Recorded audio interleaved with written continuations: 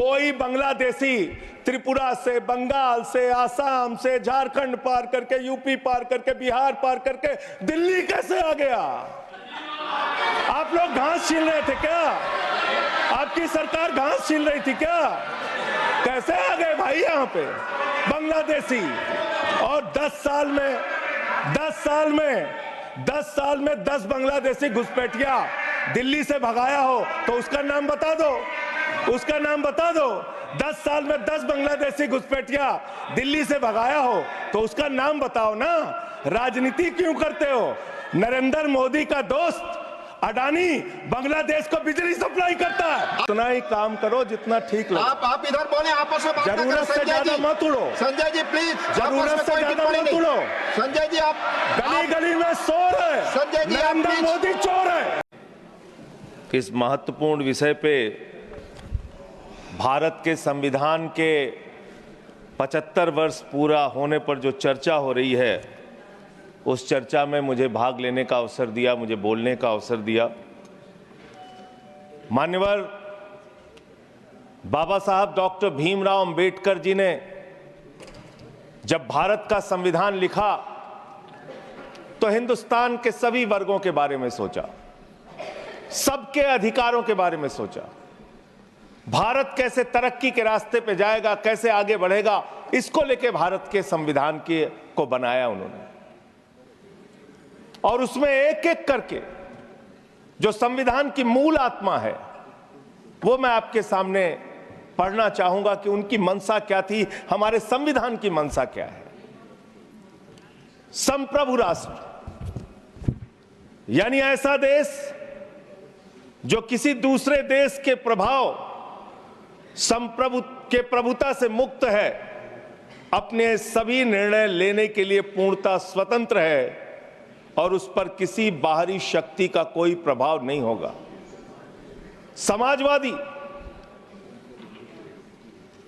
समाजवाद एक ऐसा विचारधारा है जो ये मानती है कि समाज के सभी लोगों तक संपन्नता का हिस्सा पहुंचना चाहिए। धन संपत्ति भी समाज से ही उपजती है, तो उसका बंटवारा भी शांतिपूर्ण और न्यायपूर्ण तरीकों से लोगों के बीच होना चाहिए। लोकतांत्रिक समाजवाद की यह विचारधारा कहती है कि धन समाज के कुछ लोगों तक सीमित नहीं रहना चाहिए। उत्पादन के साधनों पर लोगों का मिला जुला मालिकाना होना चाहिए। यह भारत का संविधान कहता है मान्यवर। और आज क्या स्थिति है, भारत की क्या स्थिति है मान्यवर? मोदी जी के राज में क्या स्थिति है? 5%, देश के 5% लोगों के पास देश की 60% संपत्ति है और देश के 50% लोगों के पास मात्र 3% संपत्ति है। और पिछले 2012 से लेकर अगर 21 तक का आप रिकॉर्ड इनका देखेंगे तो 40% संपत्ति 1% लोगों के पास गई है। यह है इनकी समाजवाद की विचारधारा, यह है इनकी बराबरी की सोच, यह किस तरीके से ये भारत के अंदर गैर बराबरी को जन्म दे रहे हैं। समाजवादी आंदोलन में नारा लगता था, समाजवादी आंदोलन में नारा लगता था, जब तक दुखी इंसान रहेगा धरती पर तूफान रहेगा। नारा लगता था, रोटी कपड़ा और मकान मांग रहा है हिंदुस्तान। नारा लगता था, धन और धरती बट के रहेगी, भूखी जनता चुप न रहेगी। लेकिन आज भारत को इस हालत में इन्होंने पहुंचा दिया है मान्यवर, जहां पर 3% संपत्ति 50% लोगों के पास है और 5% लोगों के पास देश की 60% संपत्ति है। इसके आगे हमारा संविधान कहता है सेकुलरिज्म की बात, धर्मनिरपेक्षता, जिसका खुलेआम आप विरोध कर रहे हैं। ये एक ऐसी सरकार है हमारे प्रधानमंत्री जी भारत के संविधान पे शपथ लेकर देश के प्रधानमंत्री बने। यहां पे बैठे हुए सांसद संविधान की शपथ लेते हैं, मंत्री संविधान की शपथ लेते हैं, लेकिन संविधान में लिखी हुई बातों को नहीं मानते। धर्मनिरपेक्षता से इनको मतलब नहीं है। हमको अगर दर्शन करना होता है मान्यवर, तो हम काशी जाते हैं, महाकाल का दर्शन करने उज्जैन जाते हैं, प्रभु श्री राम का दर्शन करने अयोध्या जाते हैं, लेकिन भाजपाइयों को जब दर्शन करना होता है तो ये मस्जिद में भगवान का दर्शन करने जाते हैं। मस्जिद में भगवान का दर्शन करने जाते हैं, मस्जिद में मंदिर खोज रहे हैं पूरे देश के अंदर। तो इसलिए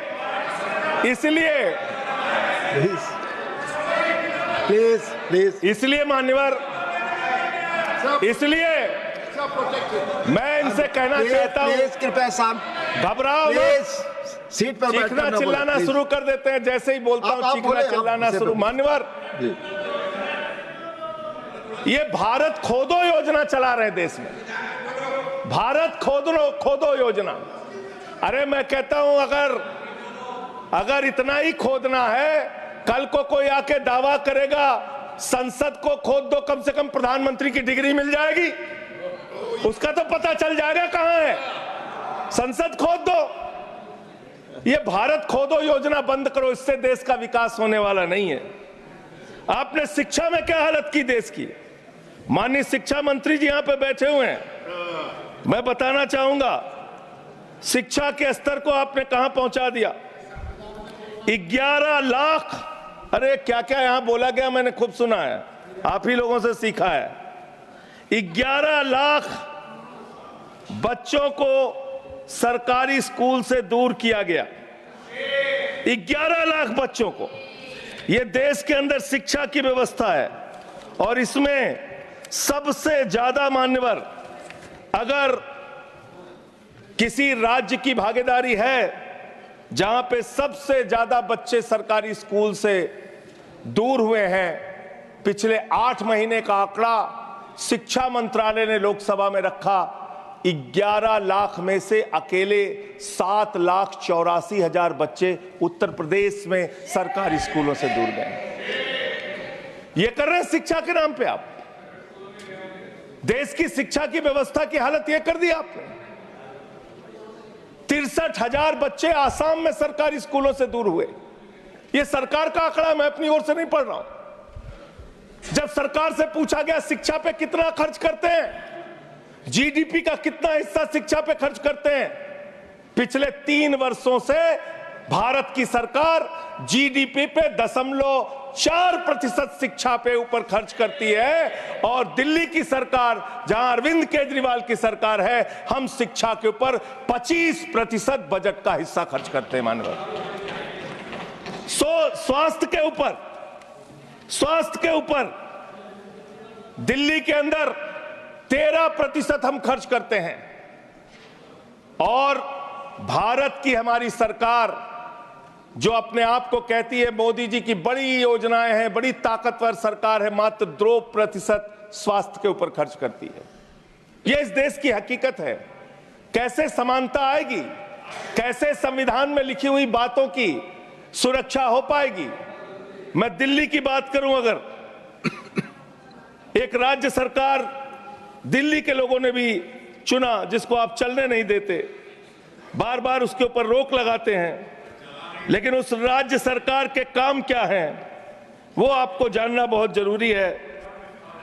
एक ऐसी सरकार जिसने, अब देखिए टोका टोकी करेंगे। बोलिए ना, आप बोलिए, आप क्यों उधर बात अभी ये लोग जब बोल रहे थे मैं चुपचाप सुना। आप बोलिए।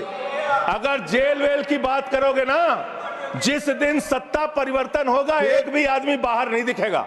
फिर ऐसी बातें मत करो, आपस में बात नहीं। संजय ये जी, धमकी देने की बातें मत करो। संजय जी, आपस में कोई बात नहीं। संजय जी प्लीज नहीं, कोई नहीं, आप लोग आपस में बात कंट्रोल कीजिए सर। सभी लोग आपस में बात, प्लीज आप बैठे रहे, प्लीज। ऐसे धमकी देकर काम मत करो। आप विषय पे बोले, विषय बोले। अडानी की दलाली करने वाली सरकार हमसे आप सवाल बोले कर रही विषय है। पर संजय जी, जो विषय बोलेंगे ये विषय पर भ्रष्टाचार पे बोलेंगे। विषय पर बोलिए प्लीज, विषय पर बोलिए प्लीज। अडानी की दलाली करने वाले लोग हमसे सवाल करेंगे। मानिए मुझे लगता है कि संजय जी अपना आपा खो गए हैं और उन्होंने अपनी शब्दावली को ध्यान में रखना चाहिए और ये जो उन्होंने शब्द वाक्य इस्तेमाल किया ये एक्सपंज होना चाहिए। प्लीज आप बोलिए, प्लीज प्लीज प्लीज बैठ। सर बोलिए, मैं दिल्ली के काम बता रहा हूं। आप दिल्ली का काम बताइए, आपस में दिल्ली की टिप्पणी ना सरकार करें। ने क्या किया है मेरा सभी से संविधान की आग्रह है, रक्षा के आपस लिए? में टीका टिप्पणी ना करें। दिल्ली की सरकार ने क्या किया है इस देश के नागरिकों को मजबूत बनाने के लिए? दिल्ली की सरकार ने क्या किया है शिक्षा और स्वास्थ्य पे काम करने के लिए? दिल्ली की सरकार ने क्या किया है बाबा साहब के लिखे गए एक एक शब्द को जमीन पे उतारने के लिए? दिल्ली के अंदर शिक्षा में हमने 25% खर्च किया, स्वास्थ्य में हमने 13% खर्च किया, दिल्ली में हमने बिजली फ्री दिया। पूरे देश में पहली सरकार है जो बिजली फ्री देने का काम करती है। दिल्ली के अंदर केजरीवाल जी ने 200 यूनिट बिजली फ्री, 400 यूनिट बिजली आधे दाम पे दिया। दिल्ली के अंदर केजरीवाल की सरकार ने इलाज मुफ्त किया, पानी मुफ्त दिया। दिल्ली के अंदर सीट पर बैठकर बुजुर्गों को तीर्थ यात्रा, माननीय मंत्री, बुजुर्गों को तीर्थ यात्रा कराने का काम किया। बुजुर्गों को तीर्थ यात्रा कराने का काम किया दिल्ली की सरकार ने। दिल्ली की सरकार ने माताओं बहनों के लिए बस की यात्रा फ्री करने का काम किया। और अगली योजना आ रही है, दिल्ली में केजरीवाल मुख्यमंत्री बनेंगे, दिल्ली की महिलाओं को 2100 रुपए हर महीने उनके खाते में पहुंचाया जाएगा। हम महिला को सशक्त करेंगे, मजबूत करेंगे। संविधान पर भी जोड़िए उसको, संविधान पर बोलिए। संविधान पे बोलिए। हाँ, संविधान पर बोलिए संजय जी।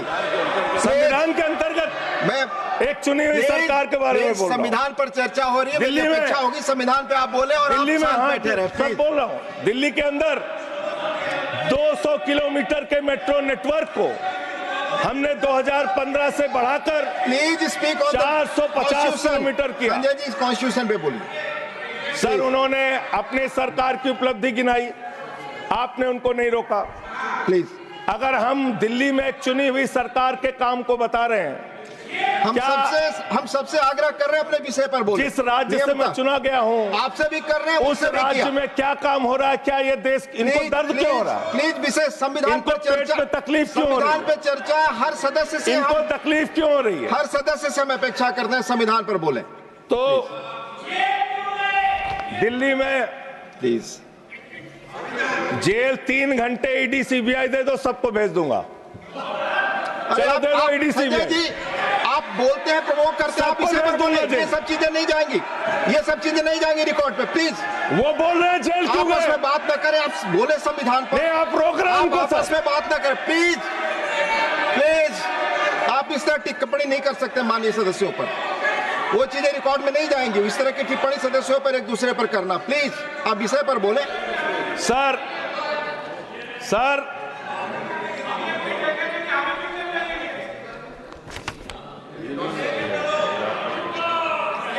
3 सर आप ही का चेहरा दिख रहा है सर। नहीं, मेरा चेहरा नहीं, चेहरा आपका दिख रहा, आप बोलिए तो सर आप बोलिए। ये लोग भ्रष्टाचार के खिलाफ जब बोलते हैं, भ्रष्टाचार के खिलाफ जब बोलते हैं भाजपा के लोग, तो लगता है ओसामा बिन लादेन अहिंसा पे उपदेश दे रहा है। ये भ्रष्टाचार के खिलाफ बोलेंगे। 3,02,000 करोड़ रुपए का ठेका इन लोगों ने इलेक्टोरल बॉन्ड के नाम पे लिया सर। 3,02,000 करोड़ रुपए का ठेका इन लोगों ने इलेक्टोरल बॉन्ड के नाम पे पर बोलिए दिया है। विषय पर प्लीज सर, विषय पर बोलिए सर जो आप मालूम है कि विषय पर बोले। गाय काटने वाली कंपनी से चंदा लेने वाले लोग मेरे ऊपर सवाल उठा रहे हैं। आपस में बात नहीं, गाय काटने वाली कंपनी से चंदा लेने वाले लोग, प्लीज ये मंत्री का चुनाव है। आप विषय पर बोले संजय जी। सर देश के अंदर एक चुनी हुई सरकार है, संविधान के तहत वो सरकार चुनी हुई है। संघीय ढांचे का जिक्र उस संविधान के अंदर किया गया है, उसको आप क्यों नहीं मानते? दिल्ली की सरकार को क्यों नहीं चलने देते? हमारे सारे काम पे रोक क्यों लगाते हैं आप? आपने सबसे बेहतरीन देश की काम करने वाली सरकार, एक ऐसी सरकार, जब अमेरिका के राष्ट्रपति की पत्नी हिंदुस्तान आई तो मोदी जी ने पूरे देश का हवाला दिया।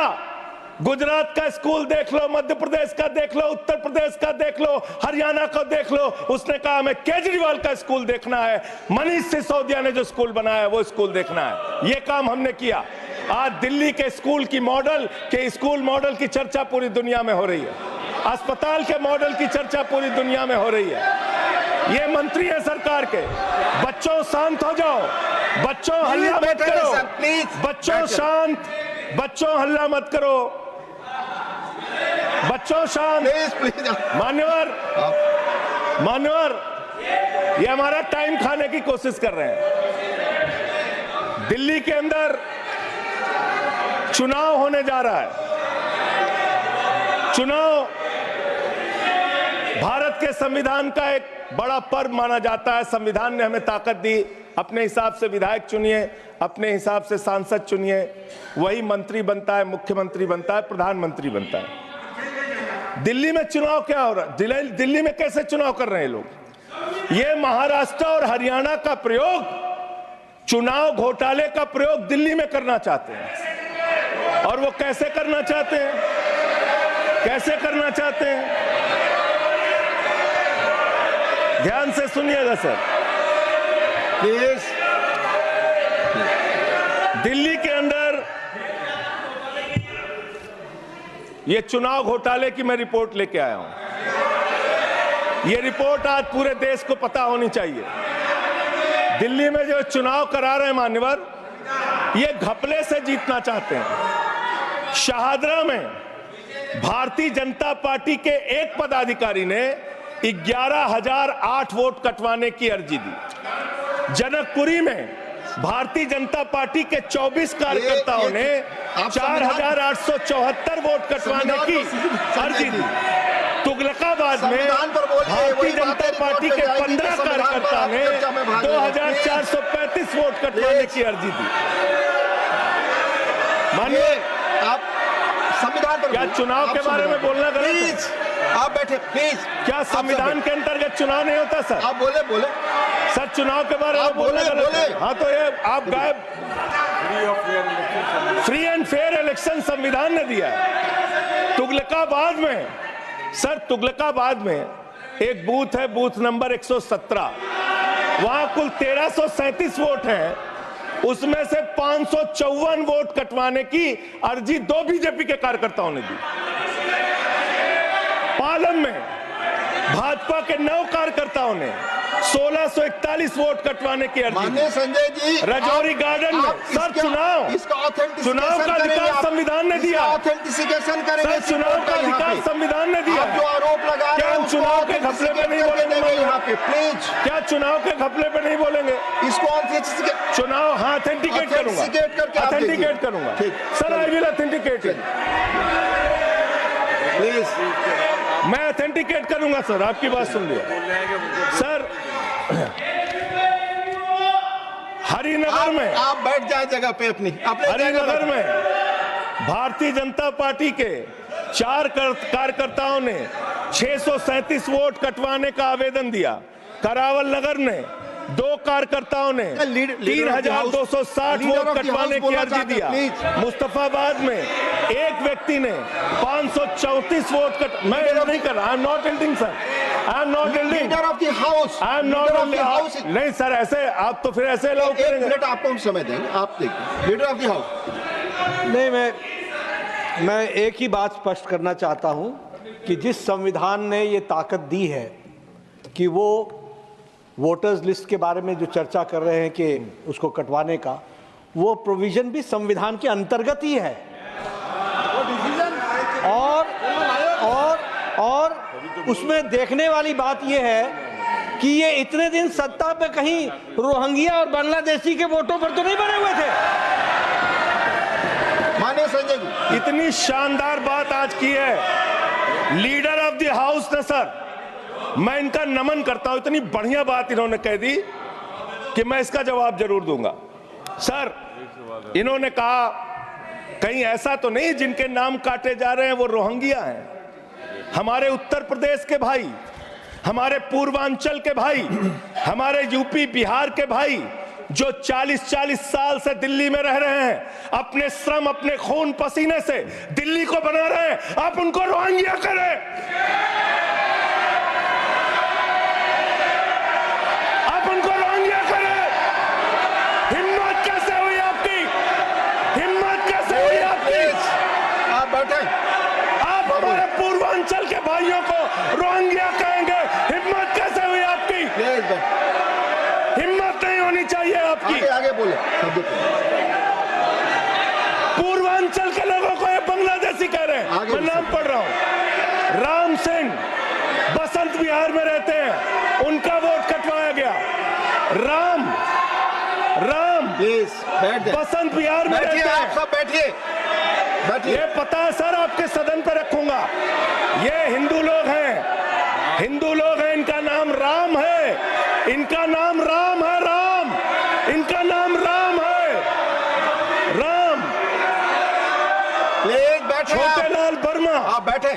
छोटे लाल वर्मा, अंबेडकर नगर, बस्ती, आरके पुरम, दिल्ली, इनका नाम कटवाया गया। सोनिया, अंबेडकर नगर, बस्ती, आरके पुरम, इनका नाम कटवाने की अर्जी दी गई। संतोष कुमार, अंबेडकर नगर, बस्ती, आरके पुरम, इनका नाम कटवाने की अर्जी दी गई। आशा, अंबेडकर नगर, बस्ती, आरके पुरम, इनका नाम कटवाने की अर्जी दी गई। गीता, हरकेश, सुशील कुमार, नरेंद्र, सुमन, ये सारे नाम लेके आया हूं। ये हमारे यूपी के, बिहार के, ये दिल्ली में रहने वाले 40-40 साल पुराने रहने वाले लोग हैं। ये बांग्लादेशी नहीं है, ये रोहिंग्या नहीं है। इनको आपने रोहिंग्या और बांग्लादेशी कहा है। पूर्वांचल के लोग आपकी जमानतें जब्त कराएंगे दिल्ली के चुनाव में, देखना। सर, आप ही दिख रहे हैं, मेरी बात तो नहीं जा रही। आप ही बोल रहे हैं। सर, आपको मैंने नाम पढ़ के बता दिया। ये लिस्ट यहां रखूंगा और मैं चाहता हूं ये ऑथेंटिकेट करने के लिए आपने कहा मैं नाम दूंगा। इसकी उच्च स्तरीय जांच कराइए, कैसे इन लोगों के नाम कटवाने की अर्जी दी जा रही है। यही महाराष्ट्र में घोटाला किया इन लोगों ने, यही हरियाणा के अंदर घोटाला किया इन लोगों ने। ये चुनाव घोटाले से जीतना चाहते हैं। दिल्ली में ये चाल चलेगी नहीं, याद रखना। केजरीवाल और आम आदमी पार्टी यहाँ पे बैठी है। संविधान पर बोलिए। यहाँ पे ये चाल नहीं, संविधान पे बोल रहा हूँ सर। संविधान, ये चुनाव ही गड़बड़ कर देंगे। इसे आगे बढ़िए। चुनाव ही गड़बड़ करेंगे तो संविधान कहां से बचेगा सर? चुनाव ही निपटाने पे लगे हुए हैं ये लोग। सर, दूसरी बात हुई दलितों के अधिकार की और बांग्लादेशी घुसपैठिया। सर, पिछले 10 साल से हिंदुस्तान में किसकी सरकार है सर? क्या यहाँ पे ट्रंप की सरकार है? क्या ओबामा की सरकार है? यहाँ पे, यहाँ 10 साल से किसकी सरकार है? 10 साल से यहाँ पे महामानव की सरकार है। महामानव की सरकार है 10 साल से। मैं महामानव से पूछना चाहता हूं, नरेंद्र मोदी जी से पूछना चाहता हूं, अमित शाह जी से पूछना चाहता हूं, सीमा की सुरक्षा किसके जिम्मे है? अमित शाह के जिम्मे है। सीमा किससे लगती है बांग्लादेश की? त्रिपुरा से लगती है, आसाम से लगती है, बंगाल से लगती है। कोई बांग्लादेशी त्रिपुरा से, बंगाल से, आसाम से, झारखंड पार करके, यूपी पार करके, बिहार पार करके दिल्ली कैसे आ गया? आप लोग घास छील रहे थे क्या? आपकी सरकार घास छील रही थी क्या? कैसे आ गए भाई यहाँ पे बांग्लादेशी? और 10 साल में 10 बांग्लादेशी घुसपैठिया दिल्ली से भगाया हो तो उसका नाम बता दो, उसका नाम बता दो। 10 साल में 10 बांग्लादेशी घुसपैठिया दिल्ली से भगाया हो तो उसका नाम बताओ ना। राजनीति क्यों करते हो? नरेंद्र मोदी का दोस्त अडानी बांग्लादेश को बिजली सप्लाई करता है। आप विषय पर बिजली सप्लाई करता है। प्रधानमंत्री पर आपने भारत की बिजली चोरी करके, भारत की बिजली चोरी करके बांग्लादेशियों का घर रोशन आप करते हो। संविधान पर बोलिए संजय जी, हमें वही ज्ञान रिपोर्ट बता पर रहे जाएगा। हो, प्लीज। हमको ज्ञान बता रहे हो। हजारों करोड़ की बिजली चोरी करके झारखंड की बिजली, सर आप ही आ गए सर, मेरा तो नाम गायब हो जाता हूं मैं।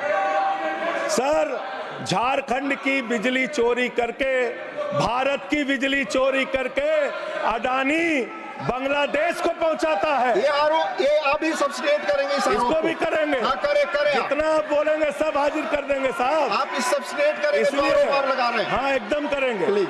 ये दोहरी नीति नहीं चलेगी। आपके लड़के कतर के शेखों के साथ बिजनेस करेंगे, दुबई के शेखों के साथ बिजनेस करेंगे, यहाँ मुसलमानों के खिलाफ हिंसा की बात करोगे। मैं एक बात इन लोगों को समझाना चाहता हूँ, दिल्ली चुनाव में आ रहे हो, शांति से आना, एकदम शांति से आना।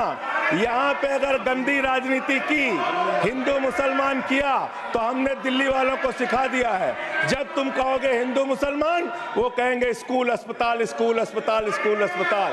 आपको मैं बताना चाहता हूँ, यहाँ किसी भी तरह की तानाशाही और दादागिरी दिखाने की कोशिश मत करना।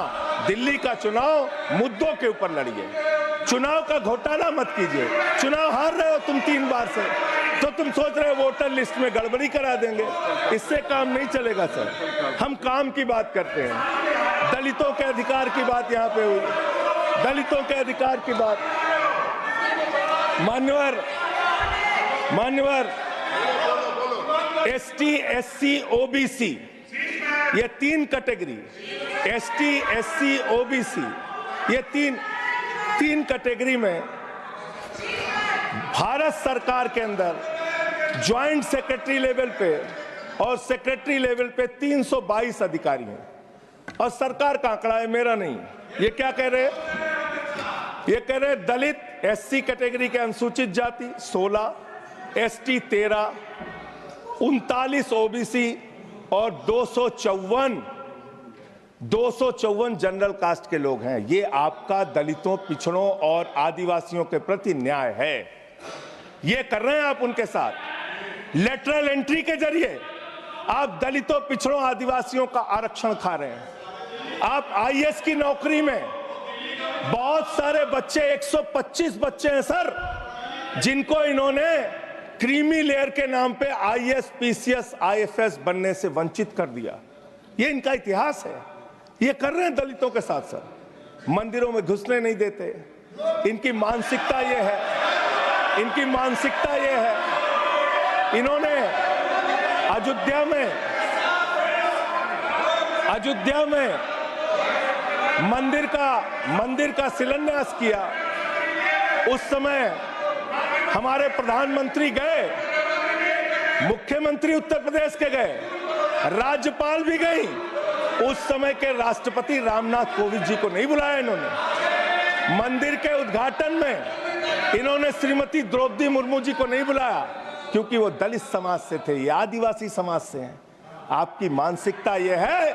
100 वर्ष हो गए आरएसएस को, एक भी दलित, पिछड़ा और आदिवासी आज तक आरएसएस का प्रमुख क्यों नहीं बना? इसका जवाब दो, इसका जवाब दो। आप नफरत करते हैं दलितों से, पिछड़ों से, आदिवासियों से। ये आपकी मानसिकता है। इसलिए आगे कॉन्स्टिट्यूशन पढ़ता हूं सर। आगे क्या लिखा हुआ है? आगे लिखा हुआ है डेमोक्रेटिक, लोकतांत्रिक भारत देश की जनता अपने प्रतिनिधि खुद चुनती है। वोट के माध्यम से सभी के वोटों का महत्व बराबर है।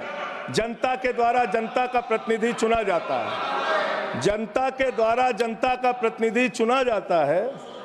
उसके बाद चुनने के बाद सरकार बनती है और आप लोग खरीद फरोख्त करके, संविधान को तार तार करके, लोकतंत्र का गला घोट के महाराष्ट्र में सरकार गिराते हो, कर्नाटक में सरकार गिराते हो, मध्य प्रदेश में सरकार गिराते हो, उत्तरांचल में सरकार गिराते हो, अरुणाचल में सरकार गिराते हो।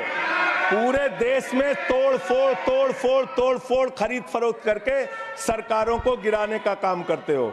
इसीलिए मैं कहता हूं, जब ये लोकतंत्र के बारे में बोलते हैं, संविधान के बारे में बोलते हैं, हम लोग यहाँ विपक्ष की तरफ से खड़े होते हैं, चीख रहे हैं, चिल्ला रहे हैं, सोच रहे हैं इनसे डर के चुपचाप बैठ जाएंगे। एक बात याद रखना, ये देश बाबा साहब के संविधान से चलेगा, किसी मोदी और अमित शाह के फरमान से नहीं चलेगा। याद रखना इसको, याद रखना। और ये जो बार बार तुम्हारा गठबंधन ईडी से है, ईडी से तुम्हारा गठबंधन, सीबीआई से तुम्हारा गठबंधन, यहां इंडिया गठबंधन है, वहां ईडी गठबंधन है, ईडी गठबंधन है, ईडी गठबंधन। मान्यवर भ्रष्टाचार की बात मैं करूंगा। भारत के प्रधानमंत्री जिन्होंने देश के बड़े बड़े फैशन डिजाइनरों को भी फेल कर दिया, इतना सज के चलते हैं, इतना सज के चलते हैं सर। प्रधानमंत्री इटली का चश्मा, आप जानते हैं, इटली की घड़ी, आप ये सब चीजें नहीं जानते। यहाँ हमारे नेता पे टिप्पणी हो रही है, आप नहीं बोल रहे हैं, आप नहीं बोल सकते। हमारे नेता पे टिप्पणी हो रही है, आप नहीं बोल रहे हैं। प्रधानमंत्री पर आप टिप्पणी नहीं कर सकते। हमारे नेता पे संवैधानिक केजरीवाल पे टिप्पणी हो रही है, आप नहीं बोल रहे हैं।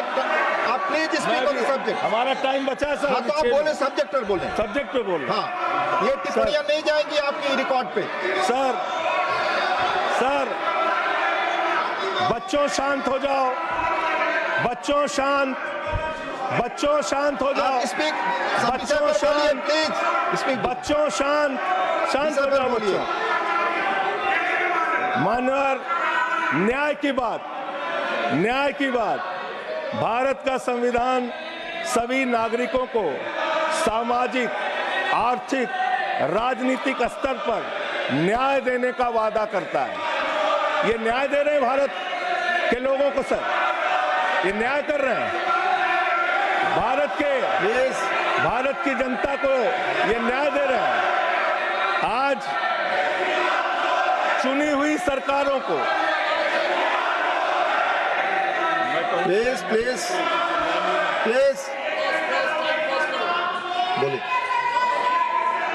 बोलिए, अपने विषय पे बोलिए। सर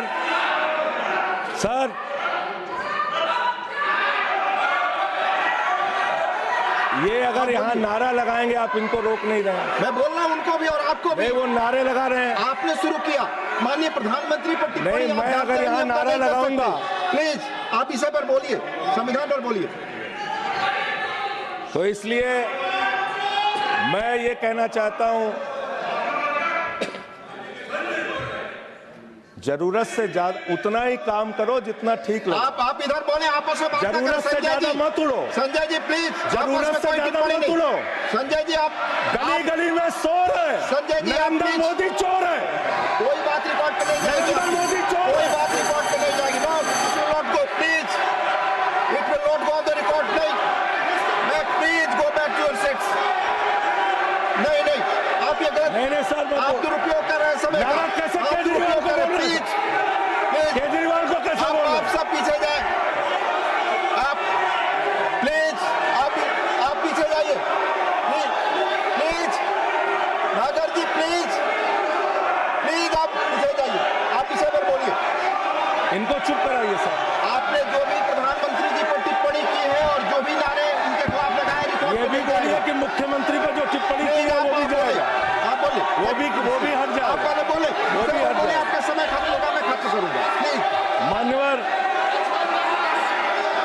पिछले दिल्ली के अंदर कानून व्यवस्था की क्या हालत है? कल हमने महिला अदालत किया दिल्ली में। देश की राजधानी दिल्ली आज अपराधों से सहमी हुई है, परेशान है। क्या हालत है सर? 2019 से महिलाओं के खिलाफ अपराध में दिल्ली में 41% वृद्धि हुई है। 14,000 महिलाओं के खिलाफ अपराध, हिंसा का अपराध, बलात्कार का अपराध 1 साल के अंदर हुआ है। हर दिन दिल्ली के अंदर 3 से 4 रेप की घटनाएं हो रही हैं और 2019 से 3500 रेप की घटनाएं हुई और प्रतिदिन दिल्ली में 5 से 6 महिलाओं को असॉल्ट किया जाता है। ये आंकड़े हैं सर। 11 महिलाएं और बच्चियां प्रतिदिन किडनैपिंग का शिकार होती है दिल्ली में। ये दिल्ली की हकीकत है। देश की राजधानी में 33% रेप की घटनाओं में और 41% किडनैपिंग की घटनाओं में देश के 19 शहरों के मुकाबले वृद्धि हुई है। दिल्ली के अंदर आप ये संजय कोर्ट जी है। सारे रिकॉर्ड रख दीजिएगा यहाँ। हाँ, रख दूंगा। ये कोर्ट, कोर्ट पे। दिल्ली के कोर्ट में सर आपको जान के हैरानी होगी, देश की राजधानी है दिल्ली, दिल्ली के कोर्ट में हत्या की घटना हुई। जज के सामने हत्या सर, जज के सामने हत्या की घटना हुई। आप बताइए। प्लीज ये नारे दिल्ली न में लगाए, रिकॉर्ड पे नहीं जाएगा आपके नारे। प्लीज कृपया नारे न लगाएं आप, प्लीज।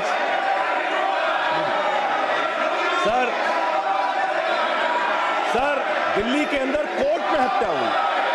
देश की राजधानी में राष्ट्रपति रहते हैं, प्रधानमंत्री रहते हैं, उपराष्ट्रपति रहते हैं, सारे लोग रहते। सर मेरा वीडियो नहीं आ रहा है। आप बोलिए, सारे जो लोग आपका रहते वीडियो हैं देश की आप प्लीज। राजधानी में, और इस देश की राजधानी की अदालत में हत्या हो रही है। इसलिए मान्यवर, मैं आपके माध्यम से अनुरोध करना चाहता हूं अंत में एक बात कह के। आज जब मैं आ रहा था, काशी लंका में रेहड़ी पटरी वालों की दुकानें तोड़ी जा रही हैं, गरीबों को उजाड़ा जा रहा है। जिस राजधानी दिल्ली में हम लोग रहते हैं सर, झुग्गी बस्तियों को तोड़ा गया, झुग्गी बस्तियों को उजाड़ा गया, और हर साल का आंकड़ा है, मैं आपके सामने मेरा रखूंगा। आग्रह होगा, प्लीज अपने सीट पर जाएं। माननीय- प्लीज। मान्यवर,